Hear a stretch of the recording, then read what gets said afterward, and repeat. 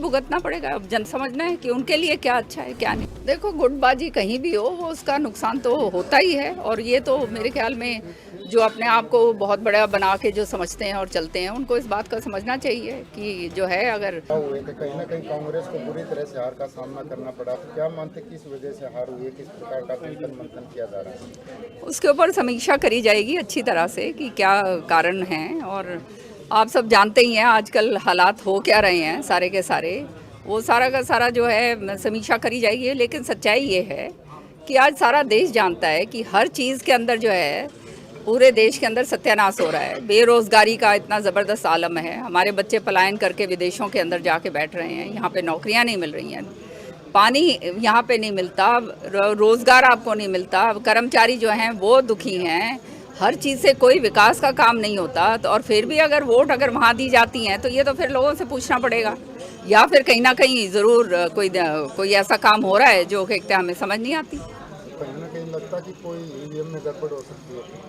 सारा ये जो सरकार है कुछ भी संभव है, मैं तो ये कहती हूँ। लेकिन जनता को समझना होगा, जनता को जो है जुमले चाहिए।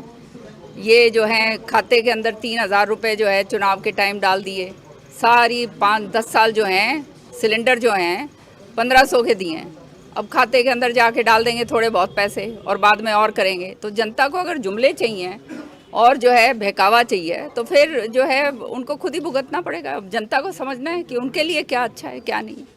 खुद सीएम ने मनोहर लाल ने राजस्थान में जाकर कहा था कि बीजेपी की सरकार बनेगी तो 500 में सिलेंडर राजस्थान में दिया जाएगा, तो क्या मानते हैं कि हरियाणा में भी होना चाहिए उन पर? अब वो अगर 500 का सिलेंडर जो हमारे समय पर 400 का था, वो जो है सिलेंडर हरियाणा के अंदर पहले करके दें तो फिर बहुत खुश हो जाएंगे भाई हम तो। क्या मानते हैं हरियाणा पर ये चुनाव के टाइम अगर करेंगे तो कोई फ़ायदा नहीं, फिर तो सब जानते हैं तो जुमला है। चुनाव के टाइम तो बोलना जो भी बातें हैं वो सारी जुमला है। आज जो हालात हो रहे हैं, फैमिली आईडी हो, प्रॉपर्टी आईडी हो, सारा के सारे बिजली के बिल हों, पानी के बिल हों, जो है किसानों का मुआवजा नहीं जो है, जो उनकी उपज का जो है बुरा हाल हो गया है, इतनी महंगाई ऊपर कर दी है, जीएसटी का मामला हो, हमारा जो व्यापारी भाई है उसका मामला हो, हर वर्ग जो है, कौन सा वर्ग ऐसा है जो त्रस्त नहीं है। जो रिजल्ट आया इसका लोकसभा और हरियाणा की राजनीति पर कितना असर? मैं समझती हूँ ये जो हरियाणा के लोग जो हैं बहुत समझदार लोग हैं, और वो समझ गए हैं कि 10 साल तो इनको राज दे दिया है। अब 10 साल के बाद अगर दोबारा से अगर इनको मौका दिया तो फिर बिल्कुल ही अपने मेरे ख्याल में फिर तो ज़मीन के ऊपर लेटने के लिए तैयार हो जाना। वो मेरे ख्याल में हरियाणा की जनता बहुत समझदार है और वो नहीं होने देगी। आज शिक्षा मंत्री कंवरपाल गुर्जर ने कहा कि जो कांग्रेस अपना संगठन नहीं संभाल सकती उसको सरकार संभालने का मौका किसी और दे जनता है। देखो, जो उनका तो कहना बनता है, जो उनका कहना है वो अपने आप कहते रहेंगे।